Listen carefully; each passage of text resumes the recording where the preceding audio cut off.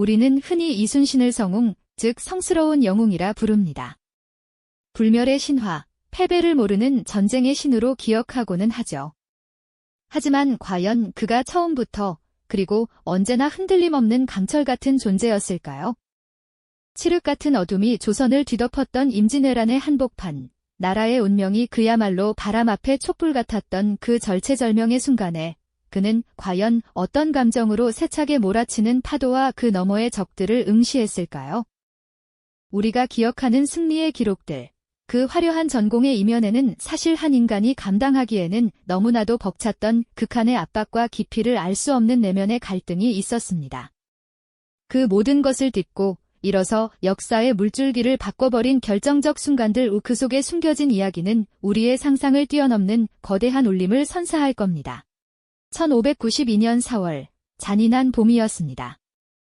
부산 앞바다를 새까맣게 뒤덮은 일본의 대함대는 거침없이 육지로 밀려들었고 조선의 관군은 속수무책으로 무너져 내렸습니다.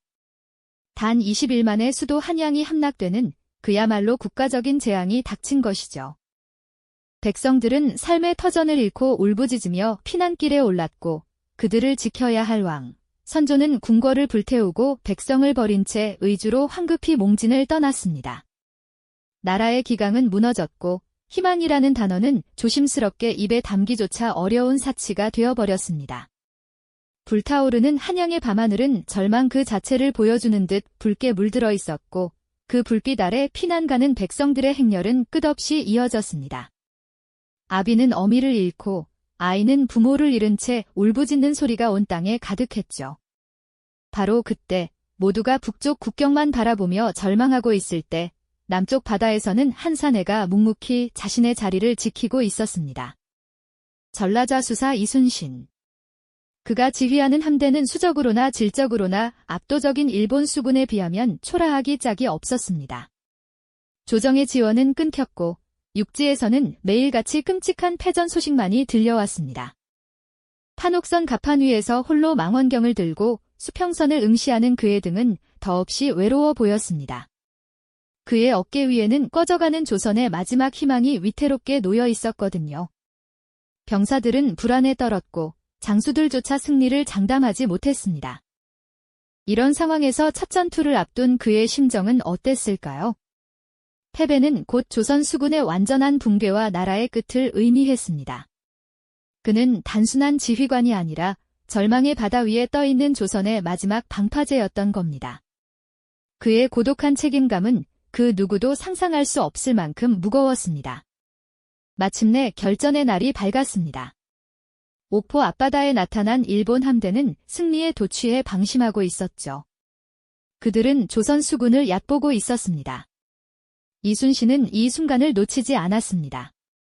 그의 눈빛은 결연함으로 가득 찼고 마침내 공격 명령이 떨어졌습니다. 굉음과 함께 판옥선의 한 포가 불을 뿜기 시작했습니다. 하늘을 뒤덮는 포연과 바다를 울리는 함성 속에서 조선 수군은 마치 성난 파도처럼 일본 함대를 향해 돌진했습니다.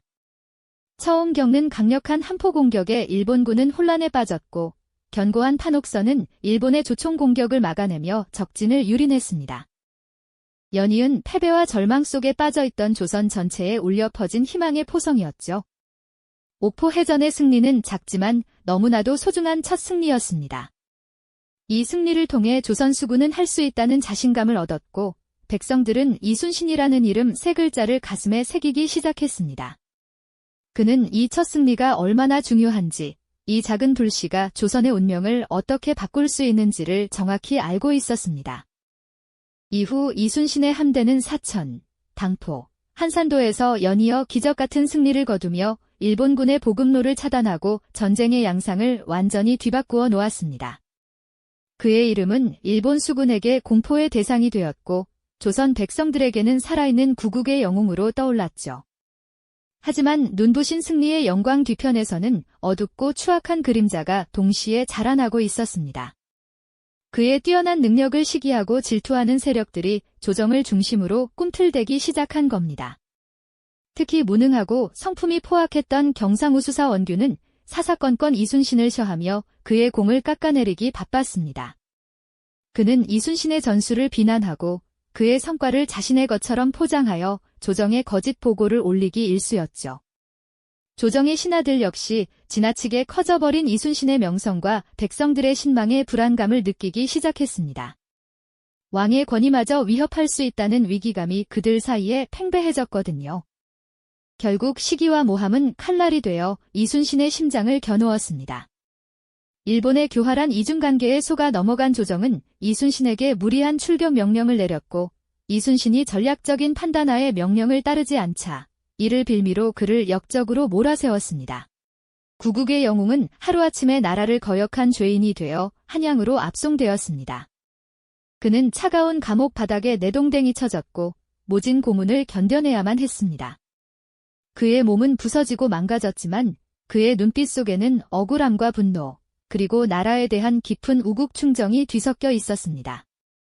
자신을 믿고 따르던 부하들과 고통받는 백성들을 생각하며 그는 꺾이지 않으려 필사적으로 버텼습니다. 인간으로서 감당하기 힘든 좌절과 배신감 속에서도 그는 결코 조선을 포기하지 않았던 겁니다. 가까스로 목숨은 건졌지만 그는 삼도수군 통제사라는 최고 지위에서 파직되어 모든 것을 잃고 백의종군, 즉 평범한 병사로 강등되는 처벌을 받게 됩니다. 한때 수만 명의 수군을 호령하던 대장군이 이제는 남루한 옷을 입고 다른 장수의 지휘를 받으며 묵묵히 전장을 걸어야 했습니다.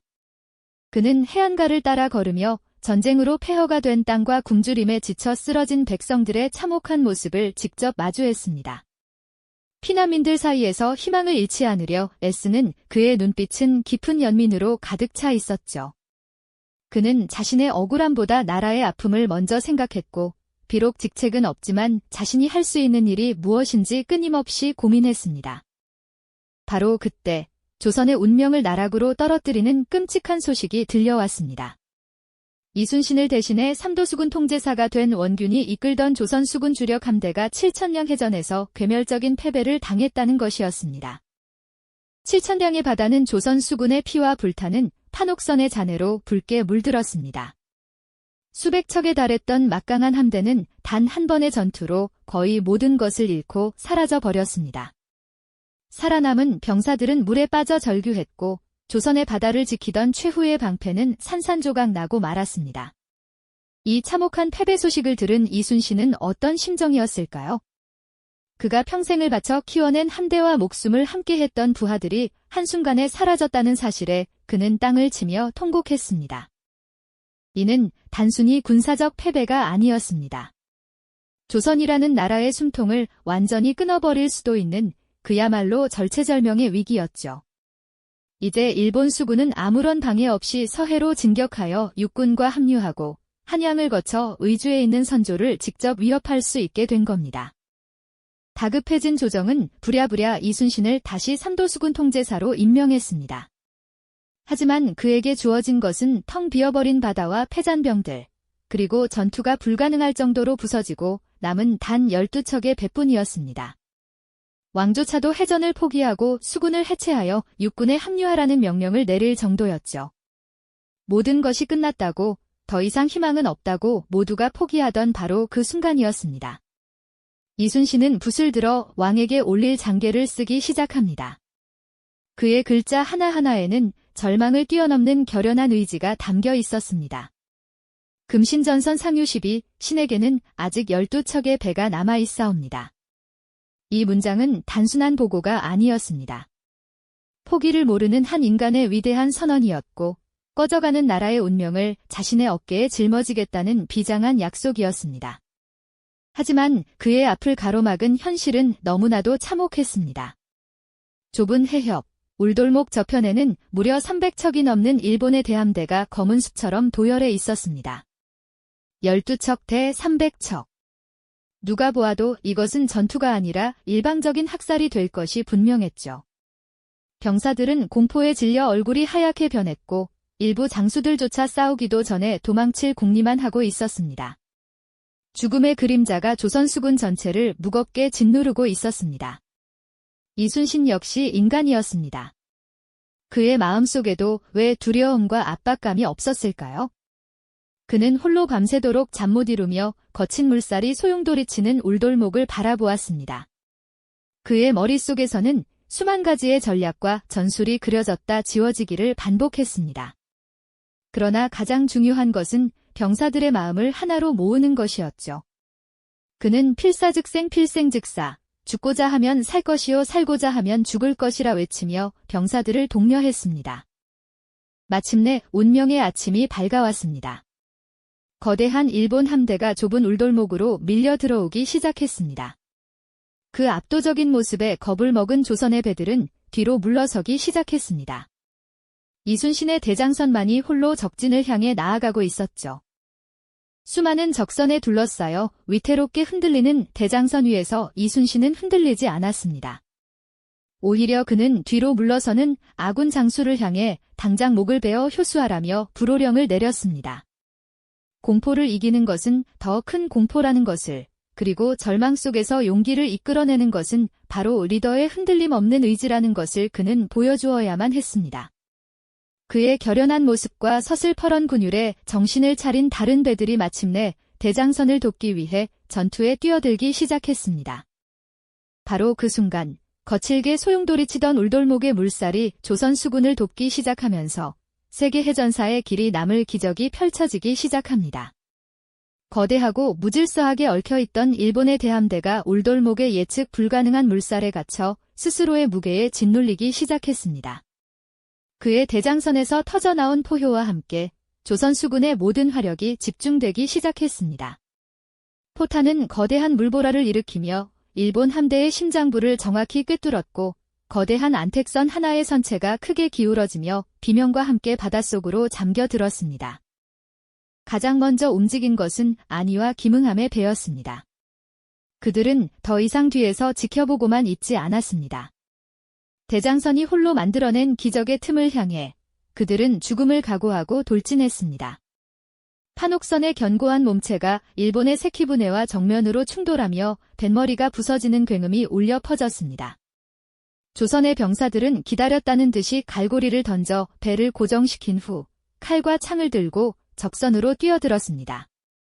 갑판 위는 순식간에 피와 함성으로 가득한 아수라장으로 변했습니다. 이것은 단순한 해전이 아니었습니다. 나라의 명운을 건 처절한 백병전이었거든요.